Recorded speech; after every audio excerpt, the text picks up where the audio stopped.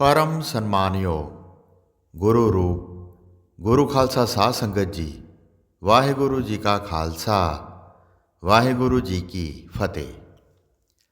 प्यारी साध संगत जी, अज आपां गुरुद्वारा बंगला साहब पहुंचे हुए हाँ, जो कि दिल्ली विच सुशोभित है। ये अस्थान 8वें पातशाह धन श्री गुरु हरकृष्ण साहब जी नाल संबंधित है। सन 1664 ईस्वी विच जदों औरंगजेब ने धन श्री गुरु हरकृष्ण साहब जी नूं दिल्ली बुलाउणा चाहिया तां अंबरपति मिर्ज़ा राजा जय सिंह ते दिल्ली दी संगत वल्लों दर्शन देण दी कीती गई बेनती ते गुरु जी दिल्ली आए। इस थां ते मिर्ज़ा राजा जय सिंह दा बंगला सी। राणी ने गुरु जी दी परख करन वास्ते गोलियां वाला भेस बना लिया ते गोलियां दे नाल ही खड़ गई। पर सतगुरु जी ने झट गोलियां विचों राणी नूं पहचान लिया ते उसकी गोद में जाके बैठ गए। उस समय गुरु जी की उम्र केवल 8 साल की सी।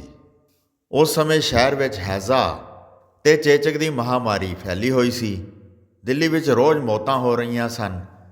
जदों दिल्ली वासियों ने गुरु जी के सामने अपने दुख पेश किए तां गुरु जी ने नाम सिमरन ते अपनी किरपा दृष्टि करके एक चुबच्चे के जल नूं अपनी चरण छो दे के अमृतदायक बना दिता। जो भी इस चुबच्चे विचों जल छकदा सी वह बीमारी तो मुक्त हो जाता सी। इस प्रकार सारी दिल्ली बीमारी तो मुक्त हो के सुखी वसन लग पई। अज भी लखां की तादाद विच संगतां, जिन्हां विचों वड्डी गिणती गैर सिखां दी है, उन्हां विच हिंदू भी हन, मुसलमान भी हन ते होर कई धर्मां दे भी शामिल हुंदे हन, दूर दराडे तो आके इस चुबच्चे का जल छकते हैं ते अपने शरीर नूं अरोग करते हैं।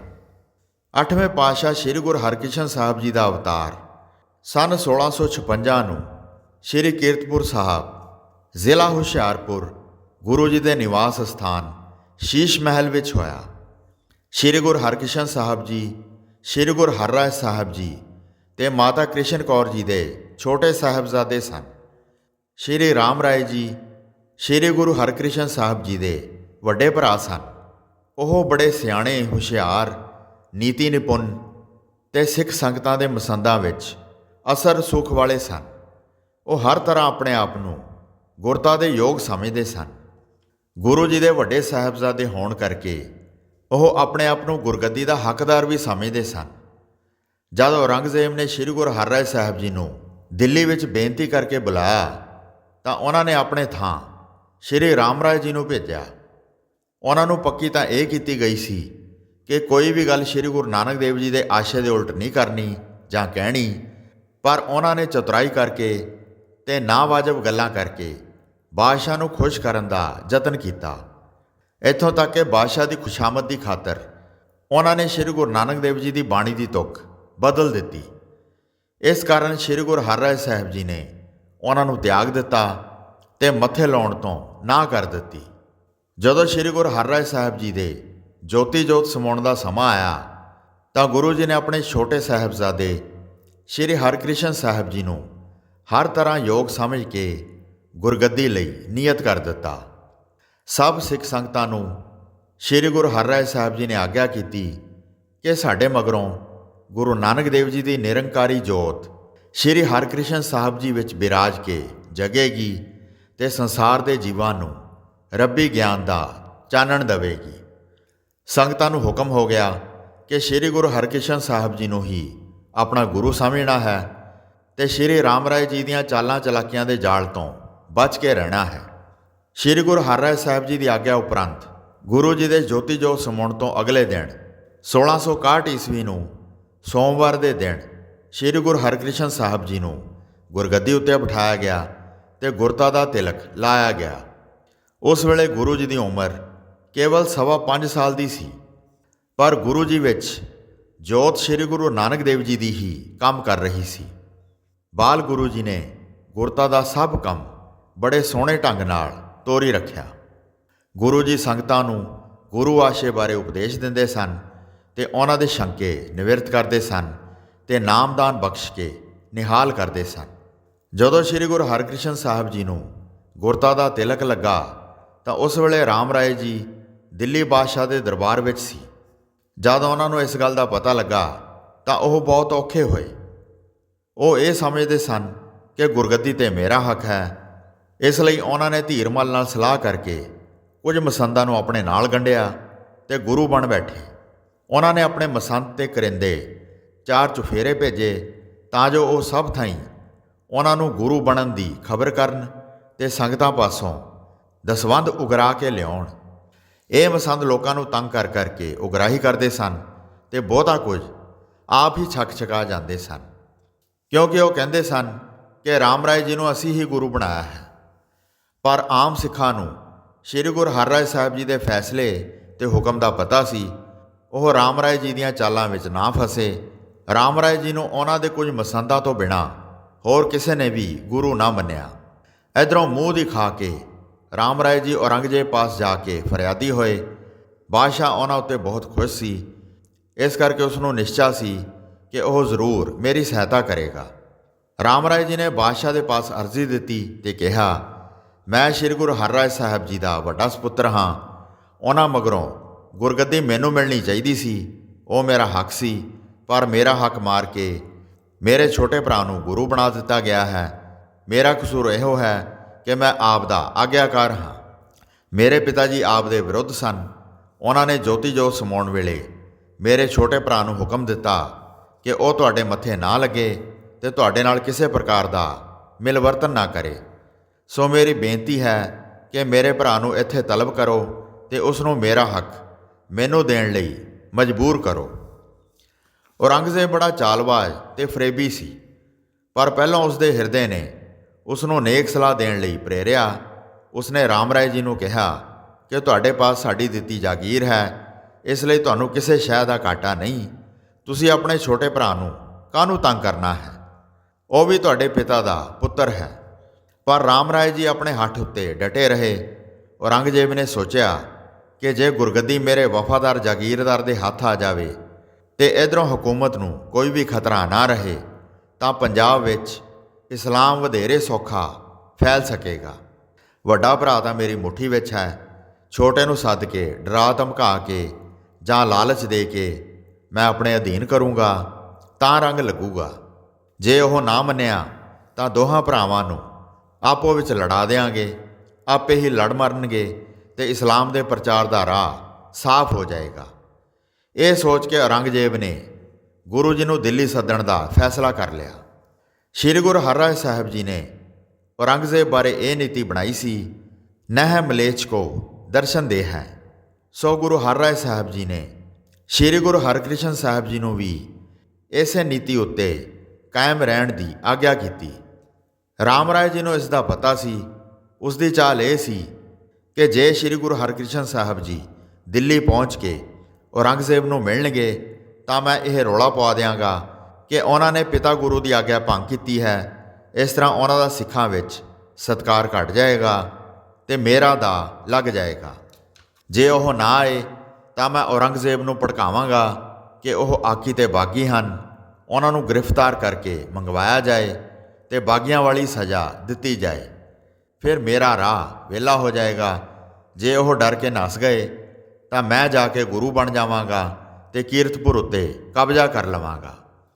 ਉਧਰੋਂ ਔਰੰਗਜ਼ੇਬ ਨੂੰ ਵੀ ਸ੍ਰੀ ਗੁਰੂ ਹਰਿਰਾਏ ਸਾਹਿਬ ਜੀ ਦੀ ਇਸ ਨੀਤੀ ਬਾਰੇ ਪਤਾ ਸੀ ਤੇ 8ਵੇਂ ਗੁਰੂ ਜੀ ਨੂੰ ਕੀਤੀ ਗਈ ਆਗਿਆ ਦਾ ਪਤਾ ਸੀ। ਉਸਨੇ ਸੋਚਿਆ ਕਿ ਗੁਰੂ ਜੀ ਸ਼ਾਹੀ ਸੱਦਾ ਮੰਨ ਕੇ ਨਹੀਂ ਆਉਣ ਲੱਗੇ, ਕੋਈ ਢੰਗ ਵਰਤਣਾ ਚਾਹੀਦਾ ਹੈ। ਉਸਨੇ ਮਿਰਜ਼ਾ ਰਾਜਾ ਜੈ ਸਿੰਘ ਨੂੰ ਕਿਹਾ ਕਿ ਗੁਰੂ ਸਾਹਿਬ ਨੂੰ ਤੁਸੀਂ ਆਪਣੇ ਵੱਲੋਂ ਆਪਣੇ ਘਰ ਸੱਦੋ। ਰਾਜਾ ਜੈ ਸਿੰਘ ਨੇ ਗੁਰੂ ਜੀ ਵੱਲ ਸੱਦਾ ਪੱਤਰ ਲਿਖਿਆ ਤੇ ਆਪਣੇ ਇੱਕ ਵੱਡੇ ਅਹਿਲਕਾਰ ਦੇ ਹੱਥ ਦੇ ਕੇ ਕੀਰਤਪੁਰ ਸਾਹਿਬ ਭੇਜਿਆ। ਨਾਲ ਹੀ ਦਿੱਲੀ ਦੀ ਸਿੱਖ ਸੰਗਤ ਨੇ ਵੀ ਬੇਨੇ ਪੱਤਰ ਲਿਖ ਕੇ ਭੇਜਿਆ ਕਿ ਰਾਮ ਰਾਏ ਜੀ ਕਈ ਪ੍ਰਕਾਰ ਦੀਆਂ ਗੋਂਦਾਂ ਗੁੰਦ ਰਿਹਾ ਹੈ। ਇਹਨਾਂ ਦਾ ਭਾਂਡਾ ਭੰਨਣ ਲਈ ਆਪ ਜੀ ਜ਼ਰੂਰ ਦਿੱਲੀ ਆਓ। ਰਾਜਾ ਜੈ ਸਿੰਘ ਦੀ ਚਿੱਠੀ ਵਿਚਾਰਨ ਮਗਰੋਂ ਪਹਿਲਾਂ ਤਾਂ ਗੁਰੂ ਜੀ ਨੇ ਜਾਣੋ ਨਾ ਕਰ ਦਿੱਤੀ ਤੇ ਕਿਹਾ ਕਿ ਅਸੀਂ ਔਰੰਗਜ਼ੇਬ ਨੂੰ ਕਦੇ ਵੀ ਮਿਲਾਂਗੇ ਨਹੀਂ। ਰਾਜਾ ਜੈ ਸਿੰਘ ਦੇ ਅਹਿਲਕਾਰ ਨੇ ਅਰਜ਼ ਕੀਤੀ ਕਿ ਆਪ ਜੀ ਬੇਸ਼ੱਕ ਬਾਦਸ਼ਾਹ ਨੂੰ ਨਾ ਮਿਲਣਾ, ਪਰ ਤੁਸੀਂ ਆਪਣੇ ਸ਼ਰਧਾਲੂ ਰਾਜਾ ਜੈ ਸਿੰਘ ਨੂੰ ਜ਼ਰੂਰ ਮਿਲੋ।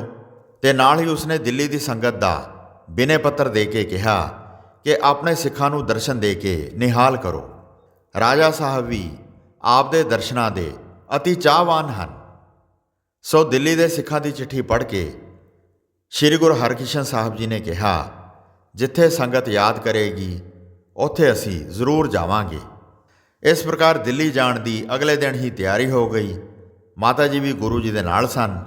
ਬਹੁਤ ਸਾਰੀ ਸੰਗਤ ਵੀ ਤਿਆਰ ਹੋ ਗਈ ਤੇ ਨਾਲ ਹੀ ਤੁਰ ਪਈ। ਪੜਾਓ ਪੜਾਅ ਸਫ਼ਰ ਕਰਦੇ ਹੋਏ ਅਤੇ ਥਾਂ ਥਾਂ ਸਤਿਨਾਮ ਦਾ ਉਪਦੇਸ਼ ਦਿੰਦੇ ਹੋਏ ਗੁਰੂ ਜੀ ਦਿੱਲੀ ਜਾ ਪਹੁੰਚੇ। ਮਿਰਜ਼ਾ ਰਾਜਾ ਜੈ ਸਿੰਘ ਨੇ ਗੁਰੂ ਜੀ ਦਾ ਉਤਾਰਾ ਰਾਏਸੀਨਾ ਵਿੱਚ ਆਪਣੇ ਬੰਗਲੇ ਵਿੱਚ ਕਰਾਇਆ। ਜਿਸ ਥਾਂ ਰਾਜਾ ਜੈ ਸਿੰਘ ਦਾ ਬੰਗਲਾ ਸੀ, ਇਹ ਉਹੀ ਥਾਂ ਹੈ ਜਿਸ ਥਾਂ ਦੇ ਆਪ ਜੀ ਦਰਸ਼ਨ ਕਰ ਰਹੇ ਹੋ, ਔਰ ਇਸੇ ਥਾਂ ਦਾ ਨਾਮ ਗੁਰਦੁਆਰਾ ਬੰਗਲਾ ਸਾਹਿਬ ਰੱਖਿਆ ਗਿਆ ਹੈ। ਦਿੱਲੀ ਦੀ ਸੰਗਤ ਇੱਥੇ ਆ ਕੇ ਹਰ ਰੋਜ਼ ਦਰਸ਼ਨ ਕਰਦੀ ਰਹੀ ਅਤੇ ਸਤਸੰਗ ਲੱਗਦਾ ਰਿਹਾ। ਔਰੰਗਜ਼ੇਬ ਨੇ ਦਰਸ਼ਨ ਕਰਨ ਦੀ ਇੱਛਾ ਪ੍ਰਗਟ ਕੀਤੀ, ਪਰ ਗੁਰੂ ਜੀ ਨੇ ਉੱਤਰ ਭੇਜਿਆ, ਮੇਰਾ ਵੱਡਾ ਭਰਾ ਤੁਹਾਡੇ ਪਾਸ ਹੈ ਅਤੇ ਜੋ ਕਹੋ ਕਰਨ ਨੂੰ ਤਿਆਰ ਹੈ।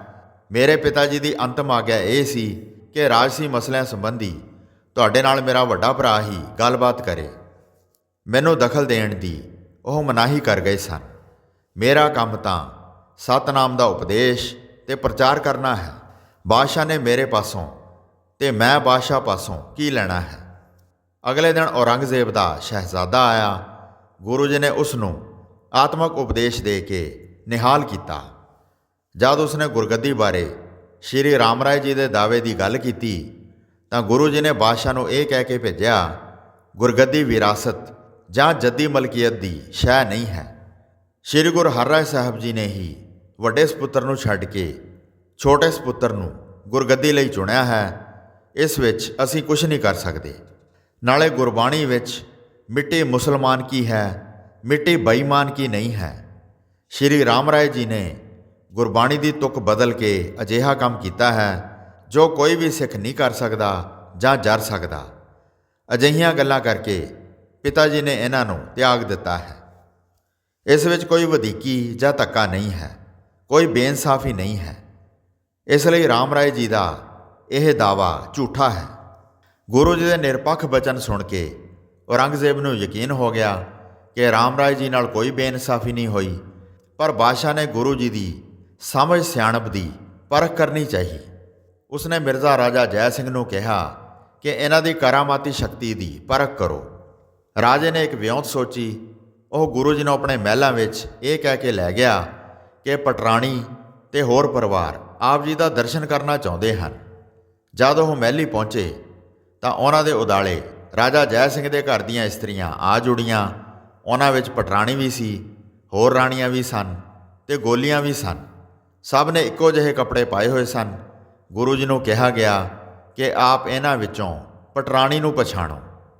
ਗੁਰੂ ਜੀ ਨੇ ਵਾਰੀ-ਵਾਰੀ ਆਪਣੀ ਸੋਟੀ ਹਰੇਕ ਦੇ ਸਿਰ ਤੇ ਰੱਖੀ, ਚਿਹਰੇ ਵੱਲ ਗੌਰ ਨਾਲ ਤੱਕਿਆ ਤੇ ਕਿਹਾ, ਇਹ ਵੀ ਪਟਰਾਣੀ ਨਹੀਂ, ਇਹ ਵੀ ਪਟਰਾਣੀ ਨਹੀਂ, ਇਹ ਵੀ ਪਟਰਾਣੀ ਨਹੀਂ ਹੈ। ਅੰਤ ਨੂੰ ਗੁਰੂ ਜੀ ਨੇ ਪਟਰਾਣੀ ਦੇ ਸਿਰ ਤੇ ਸੋਟੀ ਰੱਖੀ, ਚਿਹਰਾ ਗੌਰ ਨਾਲ ਤੱਕਿਆ ਤੇ ਕਿਹਾ, ਇਹ ਹੈ ਪਟਰਾਣੀ। ਬਾਦਸ਼ਾਹ ਨੇ ਹੋਰ ਵੀ ਪਰਤਾਵੇ ਕੀਤੇ ਤੇ ਕਰਾਏ ਤੇ ਉਸ ਨੂੰ ਯਕੀਨ ਹੋ ਗਿਆ ਕਿ ਸ੍ਰੀ ਗੁਰੂ ਹਰਿਰਾਏ ਸਾਹਿਬ ਜੀ ਨੇ ਠੀਕ ਚੋਣ ਕੀਤੀ ਸੀ। ਇਸ ਲਈ ਉਸਨੇ ਰਾਮ ਰਾਏ ਜੀ ਦੀ ਅਰਜ਼ੀ ਖਾਰਜ ਕਰ ਦਿੱਤੀ ਤੇ ਕਿਹਾ, ਹਕੂਮਤ ਕਿਸੇ ਨੂੰ ਗੁਰਿਆਈ ਨਹੀਂ ਦਵਾ ਸਕਦੀ। ਜੋ ਚੋਣ ਸਤਵੇਂ ਗੁਰੂ ਸਾਹਿਬ ਕਰ ਗਏ ਹਨ, ਉਸ ਨੂੰ ਬਦਲਣਾ ਸਾਡੇ ਵੱਸ ਦੀ ਗੱਲ ਨਹੀਂ ਹੈ। ਇਸ ਵਾਕਿਆ ਤੋਂ ਬਾਅਦ ਦਿੱਲੀ ਵਿੱਚ ਚੇਚਕ ਦੀ ਮਹਾਮਾਰੀ ਫੈਲ ਗਈ ਤੇ ਹਜ਼ਾਰਾਂ ਹੀ ਮੌਤਾਂ ਹੋ ਗਈਆਂ। ਗੁਰੂ ਜੀ ਇਹ ਸਭ ਕੁਝ ਦੇਖ ਨਾ ਸਕੇ ਤੇ ਉਹਨਾਂ ਨੇ ਚੇਚਕ ਦੀ ਮਹਾਮਾਰੀ ਨੂੰ ਆਪਣੇ ਤੇ ਲੈ ਲਿਆ ਤੇ ਮਗਰੋਂ ਚੇਚਕ ਨਿਕਲ ਆਈ। ਚੇਚਕ ਵੀ ਬਹੁਤ ਸਖਤ ਕਿਸਮ ਦੀ ਸੀ। ਗੁਰੂ ਜੀ ਦੀ ਹਾਲਤ ਦੇਖ ਕੇ ਸੰਗਤ ਡੋਲ ਗਈ, ਪਰ ਗੁਰੂ ਜੀ ਨੇ ਸਭ ਨੂੰ ਧੀਰਜ ਦਿੱਤਾ, ਵਾਹਿਗੁਰੂ ਦਾ ਭਾਣਾ ਸੱਤ ਕਰਕੇ ਮੰਨਣ ਦਾ ਉਪਦੇਸ਼ ਦਿੱਤਾ ਤੇ ਗੁਰਬਾਣੀ ਦਾ ਪਾਠ ਤੇ ਨਾਮ ਦਾ ਸਿਮਰਨ ਕਰਨ ਦੀ ਪ੍ਰੇਰਣਾ ਕੀਤੀ। ਫਿਰ ਸੰਗਤਾਂ ਨੇ ਬੇਨਤੀ ਕੀਤੀ, ਹੇ ਸੱਚੇ ਪਾਤਸ਼ਾਹ, ਰਾਮ ਰਾਏ ਇੱਥੇ ਦਿੱਲੀ ਦਰਬਾਰ ਵਿੱਚ ਗੋਂਦਾਂ ਗੁੰਦ ਰਿਹਾ ਹੈ। ਪੰਜਾਬ ਵਿੱਚ ਧੀਰਮਲ ਤੇ ਹੋਰ ਸੋਢੀ ਗੁਰਗੱਦੀ ਦੇ ਦਾਅਵੇਦਾਰ ਬਣੀ ਬੈਠੇ ਹਨ। ਆਪ ਜੀ ਦੇ ਜੋਤੀ ਜੋਤ ਸਮਾਉਂਦਿਆਂ ਸਾਰ ਸਭ ਗੁਰੂ ਬਣ ਕੇ ਬਹਿ ਜਾਣਗੇ। ਰਾਮ ਰੌਲਾ ਜਿਹਾ ਪੈ ਜਾਏਗਾ। ਫਿਰ ਸੰਗਤਾਂ ਦੀ ਅਗਵਾਈ ਕੌਣ ਕਰੇਗਾ? ਸਿੱਖੀ ਦਾ ਬੂਟਾ ਯੋਗਮਾਲੀ ਦੇ ਨਾ ਹੁੰਦਿਆਂ ਕੁਮਲਾ ਜਾਏਗਾ। ਇਸ ਲਈ ਮਿਹਰ ਕਰੋ ਅਤੇ ਆਪਣੇ ਥਾਂ ਕੋਈ ਆਪਣੇ ਜਿਹਾ ਨੀਅਤ ਕਰ ਜਾਓ। ਗੁਰੂ ਜੀ ਨੇ ਸੰਗਤਾਂ ਨੂੰ ਧੀਰਜ ਦਿੱਤਾ ਤੇ ਕਿਹਾ, ਗੁਰੂ ਨਾਨਕ ਦੇਵ ਜੀ ਦਾ ਲਾਇਆ ਗੁਰਸਿੱਖੀ ਦਾ ਬੂਟਾ ਸਦਾ ਹਰਿਆ ਭਰਿਆ ਰਹੇਗਾ। ਇਹ ਕਹਿ ਕੇ ਗੁਰੂ ਜੀ ਨੇ ਨਾਰੀਅਲ ਤੇ 5 ਪੈਸੇ ਮੰਗਵਾਏ। ਇਹ ਦੋਨੋਂ ਚੀਜ਼ਾਂ ਆਪਣੇ ਹੱਥ ਵਿੱਚ ਲੈ ਕੇ ਲੰਮੇ ਪਿਆਂ ਹੀ ਬਾਂਹ ਉੱਚੀ ਕਰਕੇ 3 ਵਾਰੀ ਗੋਲ ਚੱਕਰ ਵਿੱਚ ਭੁਆਈ ਤੇ ਕਿਹਾ, ਬਾਬਾ ਬਕਾਲੇ। ਇਸ ਦਾ ਮਤਲਬ ਇਹ ਸੀ ਕਿ 9ਵੇਂ ਗੁਰੂ ਜੀ ਉਸ ਵੇਲੇ ਬਕਾਲੇ ਪਿੰਡ ਵਿੱਚ ਸਨ ਤੇ ਦੁਨਿਆਵੀ ਸਾਖ ਮੂਜਬ ਉਹ ਆਪ ਦੇ ਬਾਬੇ ਸਨ। ਇਹ ਨਾਰੀਅਲ ਤੇ 5 ਪੈਸੇ ਉਹਨਾਂ ਲਈ ਸਨ। ਇਹ ਬਚਨ ਕਹਿ ਕੇ ਧੰਨ ਸ਼੍ਰੀ ਗੁਰੂ ਹਰਕ੍ਰਿਸ਼ਨ ਸਾਹਿਬ ਜੀ 1664 ਵਿੱਚ ਜੋਤੀ ਜੋਤ ਸਮਾ ਗਏ। ਜਿਸ ਥਾਂ ਤੇ ਗੁਰੂ ਜੀ ਜੋਤੀ ਜੋਤ ਸਮਾਏ ਉਸ ਥਾਂ ਤੇ ਗੁਰਦੁਆਰਾ ਬਾਲਾ ਸਾਹਿਬ ਬਣਿਆ ਹੋਇਆ ਹੈ, ਜੋ ਕਿ ਦਿੱਲੀ ਵਿੱਚ ਹੀ ਹੈ। ਜੋਤੀ ਜੋਤ ਸਮਾਉਣ ਵੇਲੇ ਗੁਰੂ ਜੀ ਦੀ ਉਮਰ ਕੇਵਲ ਪੌਣੇ 8 ਸਾਲ ਦੀ ਸੀ ਤੇ ਗੁਰੂ ਜੀ ਨੇ 2.5 ਸਾਲ ਗੁਰਿਆਈ ਕੀਤੀ। ਸੋ ਸਾਧ ਸੰਗਤ ਜੀ, ਇਹ ਸੀ ਧੰਨ ਸ਼੍ਰੀ ਗੁਰੂ ਹਰਕ੍ਰਿਸ਼ਨ ਸਾਹਿਬ ਜੀ ਦਾ ਸੰਖੇਪ ਵਿੱਚ ਇਤਿਹਾਸ। ਆਓ ਬੜੇ ਪ੍ਰੇਮ ਨਾਲ ਇਸ ਗੁਰਦੁਆਰਾ ਸਾਹਿਬ ਦੇ ਦਰਸ਼ਨ ਕਰੀਏ। 24 ਘੰਟੇ ਇਸ ਗੁਰਦੁਆਰਾ ਸਾਹਿਬ ਵਿੱਚ ਲੰਗਰ ਦਾ ਪ੍ਰਵਾਹ ਚੱਲਦਾ ਰਹਿੰਦਾ ਹੈ। ਦੇਸ਼ਾਂ ਵਿਦੇਸ਼ਾਂ ਤੋਂ ਲੱਖਾਂ ਹੀ ਸੰਗਤਾਂ ਇੱਥੇ ਆ ਕੇ ਦਰਸ਼ਨ ਕਰਦੀਆਂ ਹਨ ਤੇ ਲੰਗਰ ਪਾਣੀ ਛਕਦੀਆਂ ਹਨ ਤੇ ਗੁਰੂ ਜੀ ਦੇ ਇਸ ਪਵਿੱਤਰ ਖੂਹ ਤੋਂ ਜਲ ਪ੍ਰਾਪਤ ਕਰਦੀਆਂ ਹਨ, ਜਿਸ ਨਾਲ ਉਹਨਾਂ ਦੇ ਸਾਰੇ ਰੋਗ ਦੂਰ ਹੁੰਦੇ ਹਨ।